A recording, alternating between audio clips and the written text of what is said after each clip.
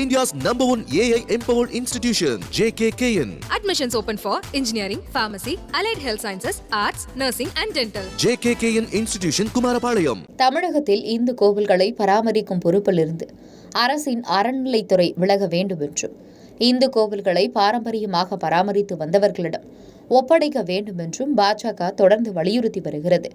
மேலும் தமிழகத்தில் பாஜக ஆட்சிக்கு வந்தால் அறநிலைத்துறை கலைக்கப்படும் என்ற உத்தரவாதத்தையும் வழங்கியுள்ளது. அதே வேளையில் இந்துக்களின் கோயில்களை அரசின் அறநிலைத்துறை கையகப்படுத்தி பராமரிப்பதற்கான காரணத்தை தமிழக அரசு கூறி வருகிறது.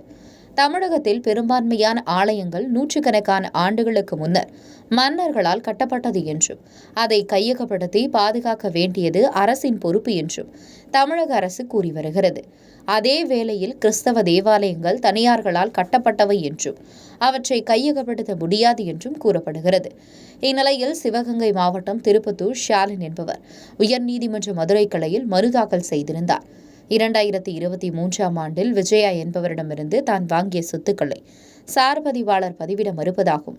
இது தொடர்பாக சார்பதிவாளர் பிறப்பித்த உத்தரவை ரத்து செய்து தான் வாங்கிய சொத்தை பதிய வேண்டும் என்றும் ஷாலின் வலியுறுத்தியிருந்தார். இந்த மனு நீதிபதி GR சாமிநாதன் முன்னிலையில் விசாரணைக்கு வந்தது.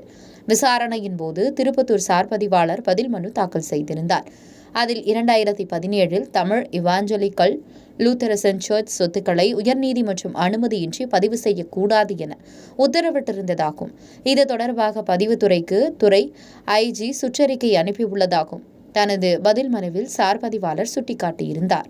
எனவேதான் மனுதாரரின் சொத்துக்களை பதிவு செய்யவில்லை என்றும் சார்பதிவாளர் தெரிவித்திருந்தார். வழக்கை விசாரித்த நீதிபதி GR சாமிநாதன் சிவன் சொத்துக்குளம் நாசம் என்பர், அதாவது கோவில் சொத்துக்களை அபகரித்தால் குடும்பம் அழிந்துவிடும் என்பதுதான் அதற்கு அர்த்தம் என குறிப்பிட்டார். இந்து இஸ்லாமிய சட்டப்படியான சொத்துக்களை பதிவுத்துறை சட்டம் பாதுகாக்கிறது. அந்த பதிவுத்துறை சட்டத்தில் சர்ச் சொத்துக்கள் சேர்க்கப்படவில்லை என நீதிபதி சுட்டிக்காட்டினார். இந்து கோயில் சொத்துக்கள் இந்து சமய அறநிலைத்துறை சட்டப்படியும் வக்பு வாரிய போர்டு சொத்துக்கள் வக்பு வாரிய சட்டப்படியும் பாதுகாக்கின்றன.